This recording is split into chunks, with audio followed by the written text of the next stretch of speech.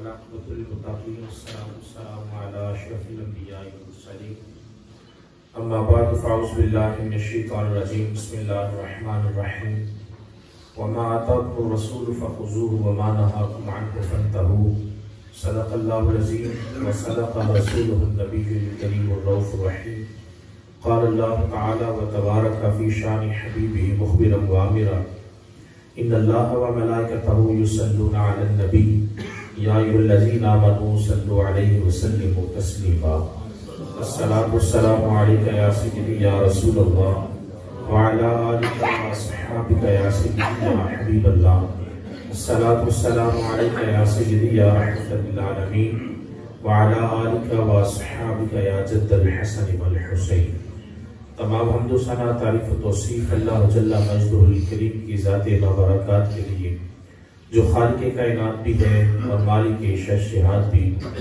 تمام درود و سلام حضور نبی اکرم شفیع امم رسول محتشم نبی مکرم احمد مجتبی حضرت محمد مصطفیٰ صلی اللہ علیہ وآلہ وسلم کے حضور ناز میں اپنی عقیدتوں، ارادتوں، محبتوں اور نیازمندیوں کا خراج پیش کرنے کے بعد واجب الاحترام ذوی الاحتشام برادران اسلام علماء کرام السلام علیکم ورحمۃ اللہ وبرکاتہ۔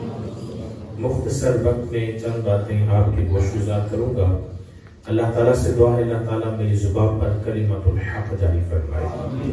حضرت امام ابو داؤد رضی اللہ تعالیٰ عنہ یہ وہ محدث ہیں کہ جنہوں نے سنن ابی داؤد لکھی ہے۔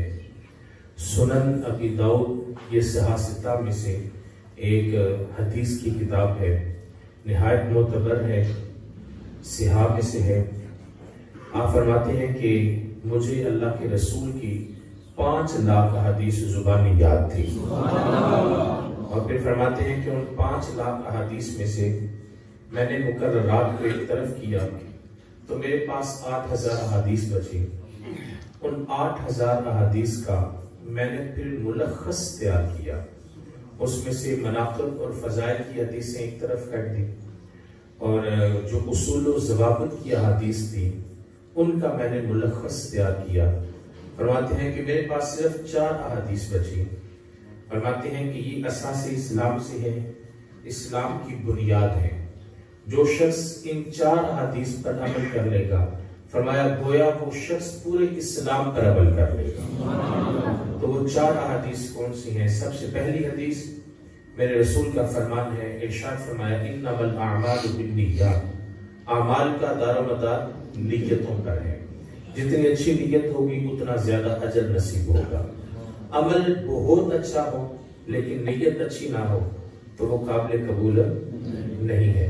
عمل بہت اچھا نہ ہو لیکن نیت بہت اچھی ہو تو وہ جو نارمل سا عمل ہوگا وہ بھی اللہ کے نزدیک بہت پسندیدہ ہوگا۔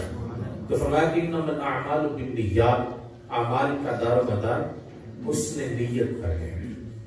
یہ بات ذہن نشین رہے کہ ہم کوئی بھی عمل کرتے ہیں، کوئی بھی کسی قسم کا کوئی عمل ہو، چاہے وہ نماز پڑھنا ہو، وہ روزے رکھنا ہو، وہ صلہ رحمی ہو، وہ والدین کے ساتھ حسن سلوک ہو، اولاد کے ساتھ محبت ہو، ہمسایوں کے حقوق ادا کرنے ہو، وہ رشتہ داروں کے ساتھ صلہ رحمی ہو، وہ کسی دکھی کے کام آنا ہو، کسی کی ہیلپ کر دینا ہو، کسی یتیم کے سر پر ہاتھ رکھنا ہو، کسی قسم کا کوئی بھی عمل ہے، اگر ہم وہ محض اللہ کی رضا کے لیے کرتے ہیں تو وہ قابل قبول ہے۔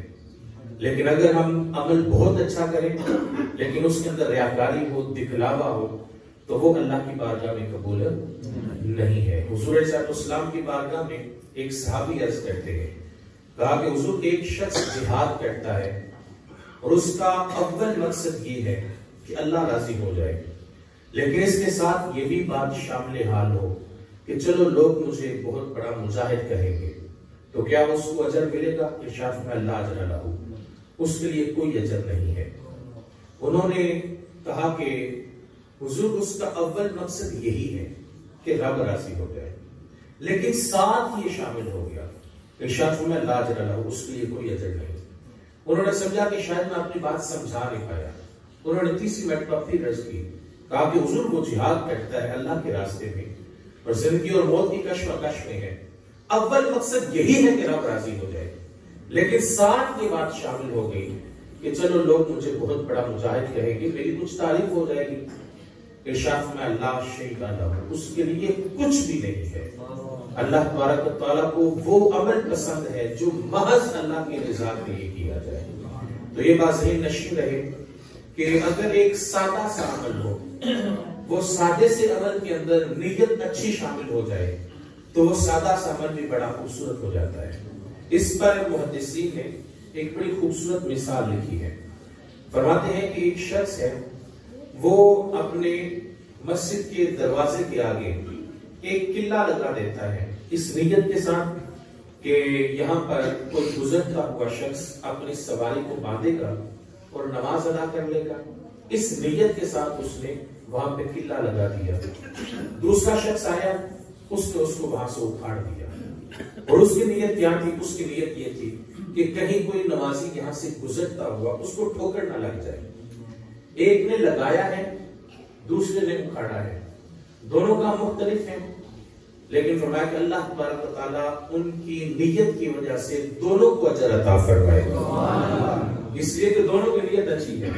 لیکن اگر نیت مختلف ہو جائے، وہ قلعہ لگائے اس طرح کہ کسی نمازی کو ٹھوکر لگے گی، اور وہ اکھاڑے اس لیے کہ کہیں کوئی گزرتا ہوا شخص یہاں پر سواری باندھ کر نماز نہ پڑھ لے، تو اب عمل تو وہی ہے لیکن نیت مختلف ہوئی، تو اب اجر نہیں بلکہ اس پر گناہ ہوگا۔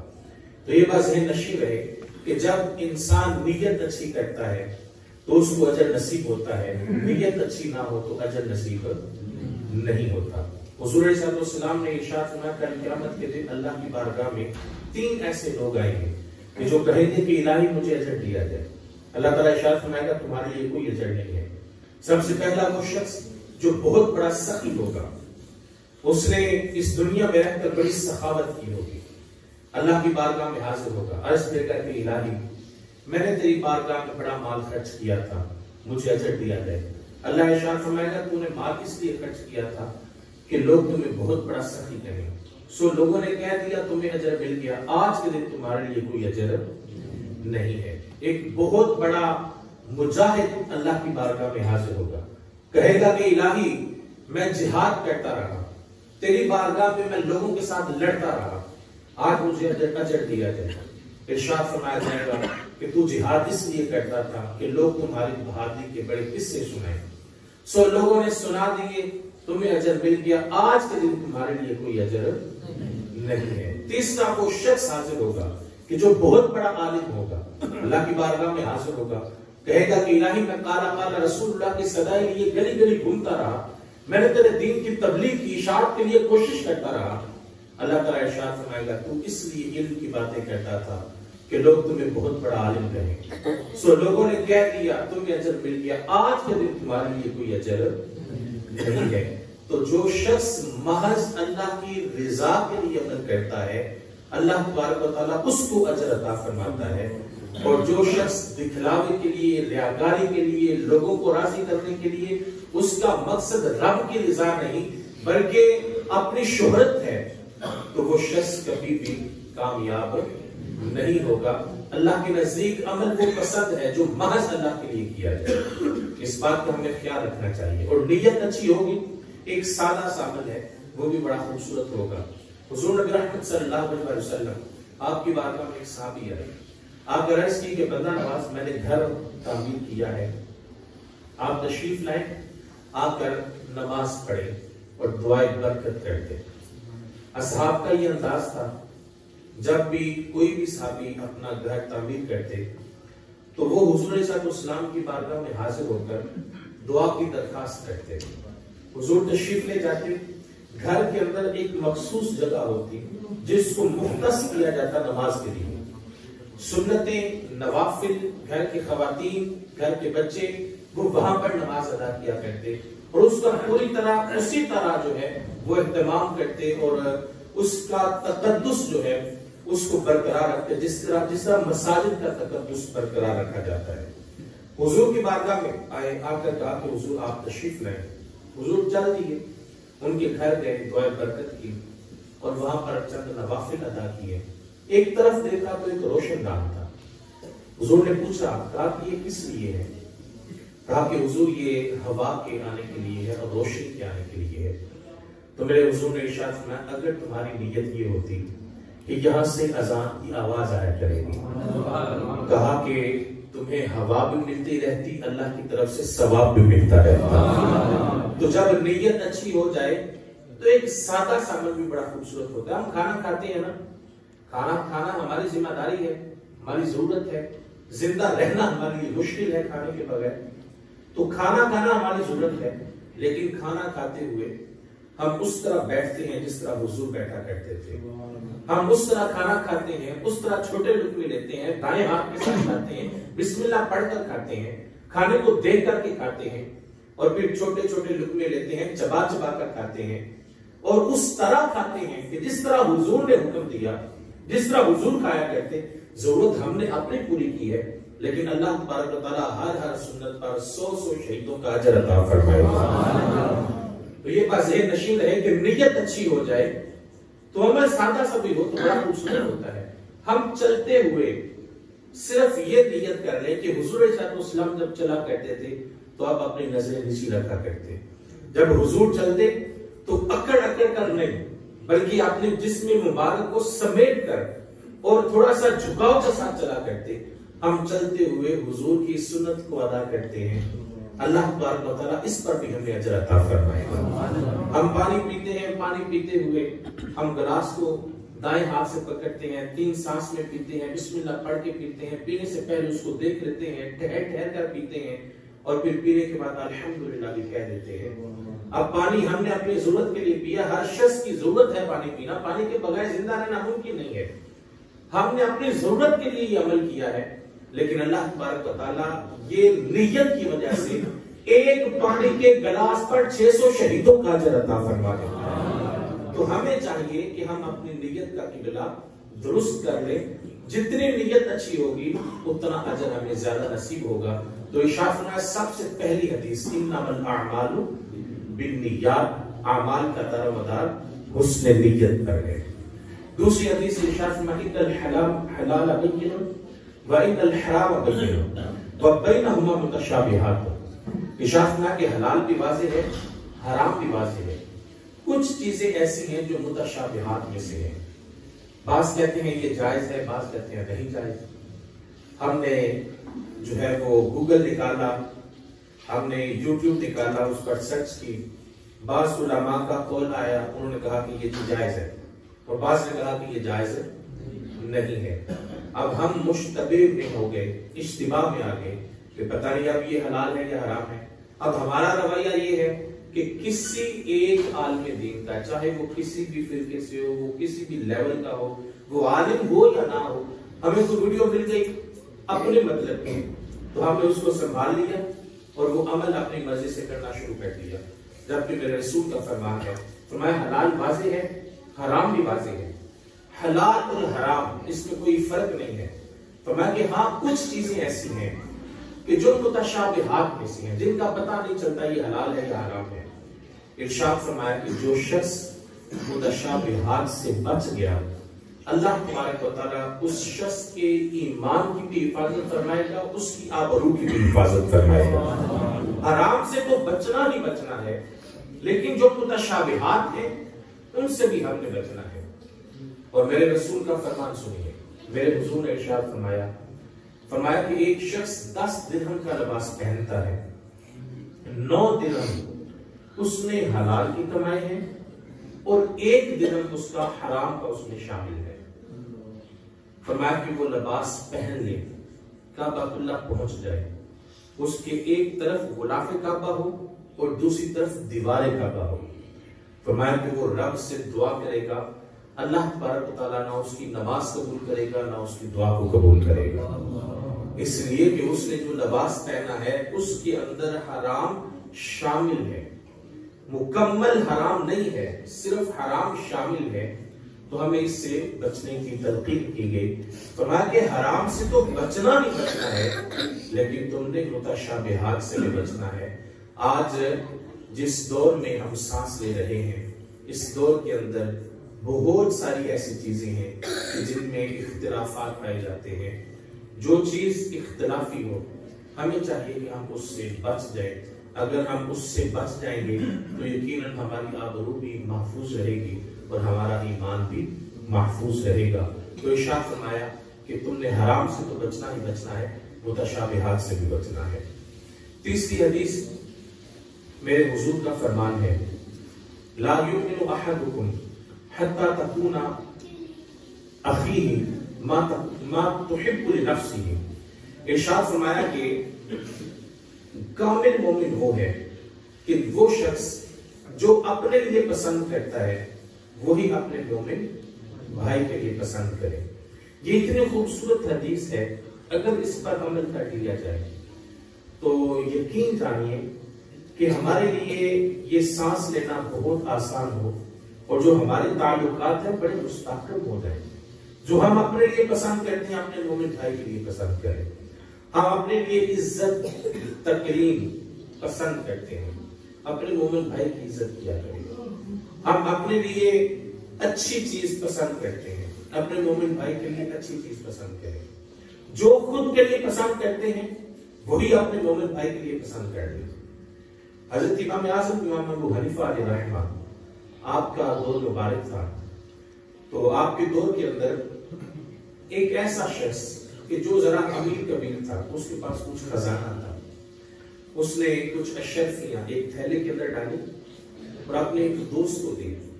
قریب المرگ تھا. اس نے اس کو وصیت کی کہ میرے بچے بھی چھوٹے ہیں، جب یہ بڑے ہوں گے تو جو تمہارا جی چاہے وہ تم ان کو دے دینا. اب وہ خود وفات پا گیا، بچے چھوٹے تھے. کچھ دیر کے بعد جب بچے بڑے ہوئے تو اس نے وصیت سامنے رکھی، کہا کہ تمہارے باپ کی یہ وصیت ہے کہ جو تمہارا جی چاہے تم میرے بچوں کو دے دینا. تو میرا جی چاہ رہا ہے کہ میں یہ اشرفی اپنے پاس رکھ لوں اور یہ جو خالی تھیلا ہے یہ میں تمہیں دے دوں. اب یہ بات جنگل کی آگ کی طرح پھیل گئی. سارے کہنے لگے بڑا ظلم ہوا، بڑا ظلم ہوا. یتیم بچے تھے، ان کے ساتھ یہ کیا ہو گیا. لیکن کیا کریں کہ وصیت موجود تھی، اب اس پر کچھ ہو بھی نہیں سکتا تھا. یہ بات چلتی چلتی حضرت امام اعظم امام ابو حنیفہ علیہ رحمہ کے پاس آ گئی. حضرت امام اعظم نے کہا کہ اس شخص کو بھی بلایا جائے، وہ وصیت بھی لائی جائے اور ان بچوں کو بھی حاضر کیا جائے. جب سارے حاضر ہو گئے تو ارشاد فرمایا کہ تم کہتے ہو کہ یہ وصیت اس کے باپ نے لکھی ہے. کہا ہاں ایسا ہی ہے. کہا کہ ذرا وہ وصیت پڑھ کے سناؤ، کیا وصیت ہے.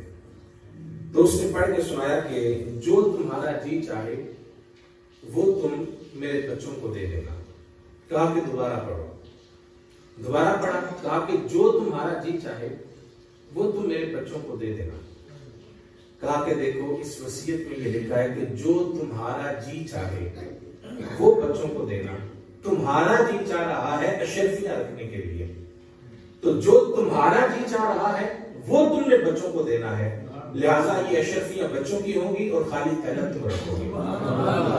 تو یہ ایک اصول ہے، جو میرا جی چاہتا ہے وہ میں اپنے مومن بھائی کو دے دوں تو ہمارا دین بڑا مستحکم ہو، ہمارا تعلق بڑا مستحکم ہو، ہماری شخصیت بڑی خوبصورت نکل کر سامنے آئے. اور ہمارے ہاں ہوتا ایسے ہے کہ جو عیبدار چیز ہوتی ہے وہ ہم اپنے بھائی کو دے دیتے ہیں، اور اپنے لیے جو اچھی چیز ہے، ہم کھانا کھانے کے لیے بیٹھتے ہیں تو جو اچھی چیز ہوتی ہے وہ اپنے پاس رکھتے ہیں، اور جو ہم سمجھتے ہیں کہ جو اچھی نہیں ہے ہمیں کوئی اور شخص کہہ دینا یہ ذرا ہمارے لیے بھی ڈال دینا تو ہم اس کے لیے ذرا بن دیکھے ہی ڈال دیتے ہیں. اور جب اپنے لیے کھانا ڈالنا ہو تو بڑے اچھے طریقے سے اور جو ہمیں بڑی پسند ہو تو ذرا اس طرح کریں نا کہ جو اپنے لیے پسند ہے وہ اپنے مومن بھائی کو دے دیں. تو یقین کریں اللہ تبارک و تعالیٰ آپ کو اس سے بہتر عطا فرمائے گا. دینے والا تو وہی ہے نا، اس سے بڑھ کر تو کوئی نہیں دے سکتا. تو جب آپ اپنے مومن بھائی کو بہتر دے دیں گے تو اللہ تبارک و تعالیٰ اس سے بہتر آپ کو عطا فرمائے گا. یہ توکل ہمیں ہونا چاہیے. تو ارشاد فرمایا کہ کامل مومن وہ ہے کہ جو اپنے مومن بھائی کے لیے وہی پسند کرے جو وہ اپنے لیے پسند کرتا ہے. چوتھی حدیث میرے حضور کا فرمان ہے، من حسن اسلام المرء ترکہ ما لا یعنیہ. ایک مسلمان کے اسلام کا حسن یہ ہے کہ وہ ہر بے مقصد کام کو ترک کر دے. جو بے مقصد کام ہے اس کو چھوڑ دے. بے مقصد کام تو بڑی دور کی بات ہے، بے مقصد گفتگو کو چھوڑنے پر بڑا اجر ہے. میں آپ کے سامنے یہ حدیث رکھتا ہوں، ذمہ داری کے ساتھ رکھ رہا ہوں، اور بڑی خوبصورت حدیث ہے، اس کے اندر بڑی روشنی ہے. میرے حضور کا فرمان ہے، ارشاد فرمایا کہ جو شخص فضول گفتگو سے بچتا ہے، بد کلامی سے بچتا ہے، اور کرتا کیا ہے؟ کچھ نہیں کرتا، صرف خاموش رہتا ہے. نہ وہ اس وقت قرآن کی تلاوت کر رہا ہے، نہ کوئی ذکر اذکار کر رہا ہے، نہ حضور کی بارگاہ میں درود و سلام پڑھ رہا ہے، بلکہ کیا کرتا ہے؟ خاموش رہتا ہے اور فضول گفتگو نہیں کرتا. میرے حضور کا فرمان ہے، ارشاد فرمایا اللہ تبارک و تعالیٰ اس شخص کی اس خاموشی پر 60,000 سال کی عبادت کا اجر عطا فرماتا ہے. یہ کوئی چھوٹی بات تو نہیں ہے. کرنا کیا ہے؟ کچھ نہیں کرنا، صرف خاموش ہونا ہے، فضول گفتگو نہیں کرنی، بد کلامی میں حصہ نہیں لینا، صرف خاموش رہنا ہے. یار خاموشی پر اتنا اجر ہے تو اگر کوئی شخص حضور پر درود و سلام پڑھے تو اس پر کتنی رحمتیں برسیں گی. حضرت جبرائیل امین علیہ السلام تشریف فرما کے نا حضور صلی اللہ علیہ وسلم سے عرض کرنے لگے، کہا کہ حضور اس روئے زمین پر جتنے ریت کے ذرات ہیں میں ان کو گن سکتا ہوں. یہ کوئی چھوٹی بات تو نہیں ہے. آج سائنس نے بڑی ترقی کی ہے، لیکن آج بھی سائنس اتنی ترقی نہیں کر پائی کہ ایک سینکڑا ریت کے ذرات کو گنا جا سکے. ایک سینکڑا ریت کے ذرات کو نہیں گنا جا سکتا. تو یہ پوری روئے زمین ہے، کتنی ریت ہے، کتنے ریت کے ذرات ہیں، ہمارے پاس تو اعداد و شمار نہ ہو بتانے کے لیے. حضرت جبریل عرض کرتے ہیں حضور میں بتا سکتا ہوں. کہا جتنے پانی کے قطرات ہیں میں ان کو گن سکتا ہوں. لیکن پھر عرض کرتے ہیں کہ حضور آپ کا امتی جب آپ پر درود و سلام پڑھتا ہے اس پر رب کی کتنی رحمتیں برستی ہیں میں یہ شمار نہیں کر سکتا. تو خاموشی پر 60,000 سال کی عبادت کا اجر ہے. تو اگر وہ شخص خاموش نہیں رہتا، حضور پر درود و سلام پڑھتا ہے، تو بتائیں کتنی رحمتیں برسیں گی اور کیا کچھ اس شخص کو نصیب ہوگا. تو ہمیں چاہیے کہ ہم اپنا وقت ضائع نہ کریں، بلکہ اپنی زندگی کا ایک ایک لمحہ ہم قیمتی جانیں. حضور صلی اللہ علیہ وسلم کی زندگی ذرا دیکھیں. حضور نبی رحمت صلی اللہ علیہ وسلم آپ کے حق میں بیعت وقت 9 بیویاں رہتی ہیں. اور پھر حضور صلی اللہ علیہ وسلم کی ذمہ داریاں دیکھیں. حضور نے قرآن کا ایک ایک لفظ لکھوایا ہے، ایک ایک لفظ لکھوایا، احادیث لکھوائیں، قیامت تک آنے والوں کے لیے اصول و ضوابط لکھوائے. پھر اذا جاء نصر اللہ والفتح ورأیت الناس يدخلون فی دین اللہ افواجا، لوگ جو اسلام میں داخل ہوئے حضور صلی اللہ علیہ وسلم نے ان کے ساتھ ملاقاتیں کی ہیں، مقام صفہ پر بیٹھے طلباء کو پڑھایا ہے، اہل بیت کی تربیت کی، ان کو وقت دیا ہے، غزوات میں حصہ لیا ہے. حضور صلی اللہ علیہ وسلم نے کتنا وقت جو ہے وہ ان سب کاموں میں صرف کیا. لیکن اس کے باوجود حضور کے پاس اس طرح وقت بچ جاتا کہ حضور اپنا کھانا خود تیار کر لیا کرتے. حضور علیہ السلام اپنے کپڑے خود سلائی کر لیا کرتے، اپنے جوتے سلائی کر لیتے، اپنے کپڑوں پر پیبند لگا لیا کرتے. یا اتنی ذمہ داری، قیامت تک آنے والوں کے لیے اصول و ضوابط لکھوائے، قرآن کا ایک ایک لفظ لکھوایا، احادیث لکھوائیں، مقام صفہ پر بیٹھے طلباء کو پڑھایا، اور ازواج مطہرات کو وقت دیا، اہل بیت کو وقت دیا، آنے والے وفود کے ساتھ ملاقاتیں کی، غزوات میں حصہ لیا. لیکن اس کے باوجود اتنا وقت بچ گیا. اس کی وجہ کیا ہے؟ آپ کو صرف ایک جواب ملے گا. اس کی وجہ یہ ہے کہ حضور علیہ السلام نے اپنی زندگی کا ایک ایک لمحہ بامقصد رکھا تھا. اور آج ہم دیکھیں ہم کہاں کھڑے ہیں. ہم نے بہت سارا وقت سوشل میڈیا پر گزار دیا. ہم نے سیاسی بحث و مباحثے پر کتنے گھنٹے ضائع کر دیے. ہم نے فلموں و ڈراموں پر کتنا وقت برباد کر دیا. ہم نے جو ہے وہ چغلیاں کرتے ہوئے اور لوگوں کی گفتگو کرتے ہوئے ہم نے کتنا وقت ضائع کر دیا. اور پھر ہم دیکھیں کہ ہمارے پاس ان تمام کاموں کے لیے وقت موجود ہوتا ہے، لیکن اللہ کے دین کے لیے ہمارے پاس وقت نہیں ہوتا. دین سیکھنے کے لیے ہمارے پاس وقت نہیں ہے. ہم اگر کسی ولیمے پر جائے 2-2-3 گھنٹے وہاں انتظار کر لیتے ہیں، لیکن اگر مسجد میں آئے تو یہاں 10 منٹ 15 منٹ ذرا اوپر ہو جائیں تو وہ ہمارے لیے برداشت کرنا مشکل ہو جاتا ہے. یہ ہمارے رویے ہیں، جبکہ اسلام کا دیا ہوا یہ مزاج نہیں ہے. اسلام کہتا ہے کہ تم جتنا وقت دین میں صرف کرو گے تمہیں اتنا ہی زیادہ فائدہ ہوگا، تمہاری آخرت سنورے گی، ایک ایک لمحہ تمہارے لیے بہتر ہوتا چلا جائے گا. بلکہ یہاں پر میں یہ عرض کروں گا، میرے حضور کا فرمان ہے، ارشاد فرمایا کل قیامت کے دن جو جنتی ہوں گے وہ بھی پچھتائیں گے، جو جہنمی ہوں گے وہ بھی پچھتائیں گے. تو حضور سے پوچھا کہ حضور یہ جہنمیوں کا پچھتانا تو سمجھ میں آتا ہے کہ وہ پچھتائیں گے دنیا میں رہ کر میں نے کوئی اچھا کام کیا ہوتا تو آج جنت میں ہوتا. جہنمیوں کا پچھتانا سمجھ میں آتا ہے، لیکن جنتی کیوں پچھتائیں گے؟ تو میرے حضور نے ارشاد فرمایا کہ جنتی اس لیے پچھتائیں گے کہ دنیا میں رہ کر جو وقت میں نے برباد کیا تھا، کاش کہ وہ وقت برباد نہ کیا ہوتا، اس میں بھی میں نے نیکی کی ہوتی اور آج اس سے بھی بہتر مقام پر موجود ہوتا. تو آج ہمارے پاس وقت ہے، ہمارے پاس موقع ہے، ہم اپنا وقت دیگر کاموں میں صرف نہ کریں بلکہ اچھے کاموں میں صرف کریں. دین کو سیکھتے ہوئے، دین کو پھیلاتے ہوئے ہم اپنا وقت لگائیں گے تو یقیناً ہمیں اس کا بہت زیادہ فائدہ نصیب ہوگا. ارشاد فرمایا من حسن اسلام المرء ترکہ ما لا یعنیہ، مسلمان کے اسلام کا حسن یہ ہے کہ وہ ہر بے مقصد کام کو ترک کر دے، ہر بے مقصد کام کو چھوڑ دے. یہ 4 احادیث، یہ گلدستہ ہے احادیث کا، یہ اساس اسلام سے ہے، اسلام کی بنیاد ہے. ارشاد فرمایا کہ جو ان پر عمل کر لے گا گویا اس نے پورے اسلام پر عمل کر لیا. سب سے پہلی حدیث انما الاعمال بالنیات، دوسری حدیث ان الحلال بین وان الحرام بین وبینہما متشابہات، ہم نے حرام سے تو بچنا ہی بچنا ہے، متشابہات سے بھی بچنا ہے. تیسری حدیث جو ہم اپنے لیے پسند کرتے ہیں وہ ہم اپنے مومن بھائی کے لیے پسند کریں. اور چوتھی حدیث ہم نے اپنا وقت ضائع نہیں ہونے دینا، جو ہمارے پاس وقت بچتا ہے ہم نے اس میں اللہ کا ذکر کرنا ہے، حضور کی بارگاہ میں درود و سلام پڑھنا ہے، کثرت کے ساتھ تلاوت قرآن کرنی ہے، اپنے بچوں کو دین سکھلانے کی کوشش کرنی ہے، خود دین سیکھنے کی کوشش کرنی ہے. جب ہم اپنا وقت مصروف رکھیں گے، حضرت شیخ سعدی شیرازی رحمۃ اللہ تعالی علیہ آپ بڑی خوبصورت بات کیا کرتے تھے. آپ فرماتے تھے کہ یہ وقت جو ہے یہ کاٹ دینے والی تلوار ہے، اگر تم اس کو اچھے کام میں کاٹ دو گے تو یہ تمہیں کاٹے گا، لیکن اگر تم نے اس کو اچھے کام میں نہ کاٹ دیا تو یہ تمہیں کاٹ کے رکھے گا. تو ہمیں چاہیے کہ جو وقت بچے ہم اس وقت کو اچھے کام میں صرف کریں. اللہ تعالیٰ سے دعا ہے کہ اللہ تعالیٰ ہم سب کو قابل عمل باتوں پر عمل کی توفیق عطا فرمائے. حضور نبی احمد صلی اللہ علیہ وسلم کے ان فرامین پر عمل پیرا ہو کر اپنی زندگی کو سنوارنے کی ہمت عطا فرمائے. وما توفیق الحمدللہ رب العالمین والصلاة والسلام علی اشرف الانبیاء والمرسلین. اللهم صل على محمد وعلى آل محمد وسلم وسلم عليه. اللهم انت السلام ومنك السلام تبارك يا ذا الجلال والاكرام. اللهم ربنا آتنا في الدنيا حسنة وفي الآخرة حسنة وقنا عذاب النار.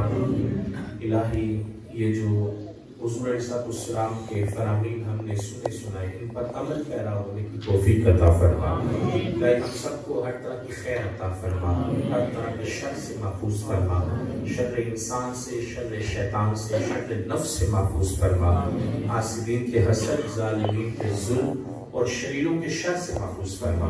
الہی اپنا خاص کرم، اپنا خاص فضل ہم سب کے شامل حال فرما. الہی پوری امت مسلمہ کی خیر فرما، امت مسلمہ کا بکھرا ہوا شرازہ متحد فرما. امت مسلمہ میں جتنے بیمار ہیں سب کو صحت یابی عطا فرما. الہی جتنے محتاج ہیں سب کی محتاجی کو دور فرما، جتنے پریشان حال ہیں سب کی پریشانیوں کو دور فرما. الہی جتنے بے اولاد ہیں سب کو اولاد مدینہ و مدینہ عطا فرما. الہی ملک پاکستان کی خیر فرما، ملک پاکستان کی خیر خواہوں کی خیر فرما. الہی اس ملک میں نظام مصطفیٰ کا سویرا طلوع فرما. الہی کوئٹہ کے سانحہ میں جتنے لوگ ملوث ہیں، الہی اسلام دشمن، پاکستان دشمن کو نست و نابود فرما۔ الہی اپنا خاص کرم، اپنا خاص فضل نصیب فرما۔ اس ملک میں دہشت گردی کے سلگتے ہوئے علاؤ کو ٹھنڈا فرما۔ الہی اس کو امن کا گہوارہ بنا۔ اس بستی پر اپنی رحمتوں کا نزول فرما، اپنی خاص برکتوں کا نزول فرما۔ الہی جتنے لوگ یہ درس قرآن کے لیے تشریف لائے، نماز فجر کے لیے تشریف لائے، الہی سب کو اپنی رحمتوں کا حصہ نصیب فرما۔ اس مسجد کے امام صاحب، اس مسجد کے خطیب صاحب، اس مسجد کے نمازی حضرات، منتظمین، معاونین، متعلقین، متوسلین، الہی سب کو جزائے خیر عطا فرما، سب کو جزائے جزیل عطا فرما۔ اس مسجد کی رونقوں میں مزید اضافہ فرما۔ الہی ہم سب کے گھروں میں پہنچنے سے قبل اس درس قرآن کی برکتیں ہم سب کے گھروں تک پہنچا۔ الہی اس ماہ سیام، ماہ رمضان مبارک میں زیادہ سے زیادہ عبادت و ریاضت کی توفیق عطا فرما، کثرت کے ساتھ تلاوت قرآن کی توفیق عطا فرما۔ الہی جو مانگا وہ بھی عطا فرما، جو نہیں مانگا لیکن ہم سب کے لیے بہتر ہے، الہی وہ دن مانگے ہی عطا فرما۔ وصلی اللہ تعالی علی النبی الامین وعلی آلہ واصحابہ اجمعین برحمتک یا ارحم الراحمین۔